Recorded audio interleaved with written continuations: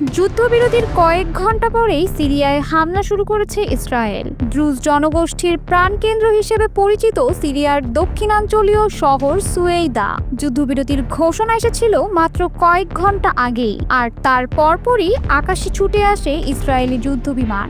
শহর জুড়ে শুরু হয় নতুন ধ্বংসযজ্ঞ। কাতার ভিত্তিক সংবাদ মাধ্যম আল জাজিরার প্রতিবেদনে উঠে এসেছে এই তথ্য। যুদ্ধবিরতি ভেঙে এই ইসরায়েলি হামলায় সিরিয়ার পরিস্থিতি উত্তপ্ত হয়ে উঠেছে। সিরিয়ার স্বরাষ্ট্র মন্ত্রণালয় জানায়, অস্ত্রধারী গোষ্ঠী সরকারি বাহিনীর ওপর নতুন করে হামলা শুরু করেছে।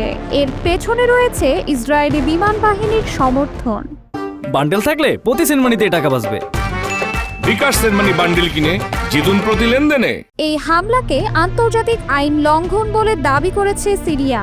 অন্যদিকে স্থানীয় দ্রুজ নেতা শেখ হিকমাত আল হাজরি দাবি করেছেন, যুদ্ধবিরতি প্রথমে ভেঙেছে সিরিয়ান সরকারি বাহিনী।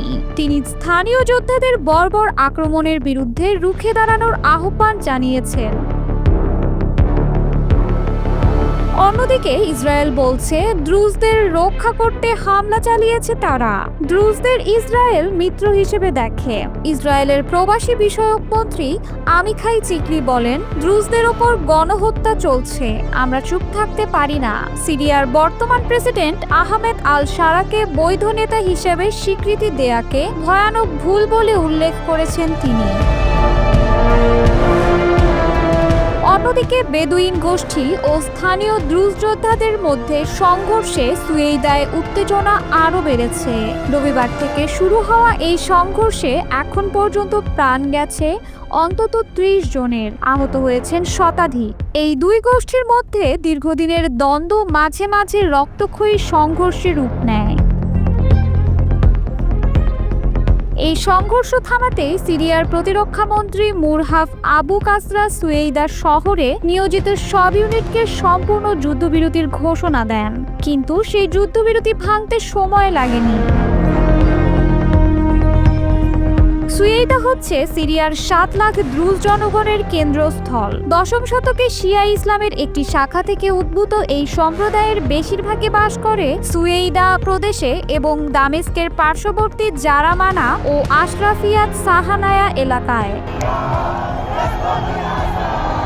২০১১ সালের গৃহযুদ্ধের পর থেকেই সিরিয়ায় সংখ্যালঘুদের অধিকার, নিরাপত্তা ও অস্তিত্ব প্রশ্নের মুখে পড়ে। ২০২৪ সালের ডিসেম্বরে দীর্ঘদিনের শাসক বাশার আল আসাদের পতনের পর সেই সংকট আরও ঘনীভূত হয়।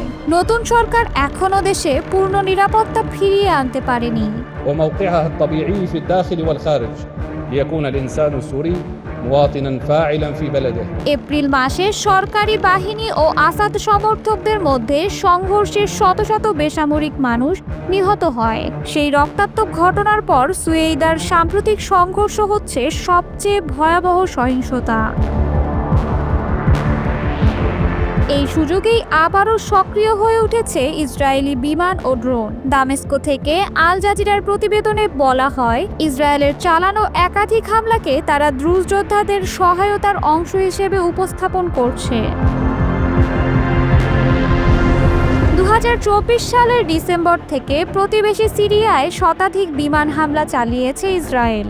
একই সময় গাজা উপত্যকায় চলমান যুদ্ধে নিহত হয়েছে ৫৮,০০০-এরও বেশি ফিলিস্তিনি। সিরিয়া, গাজা, পশ্চিম তীর, লেবানন, ইরান, ইয়েমেনে ইসরায়েল যেন একাধিক ফ্রন্টে যুদ্ধ চালিয়ে যাচ্ছে মধ্যপ্রাচ্যের সাথে। এই অবস্থায় সুয়েইদা হয়ে উঠেছে একটি নতুন যুদ্ধক্ষেত্র, যেখানে যুদ্ধবিরতির প্রতিশ্রুতি ভেঙে আকাশ থেকে নামে যুদ্ধের আগুন।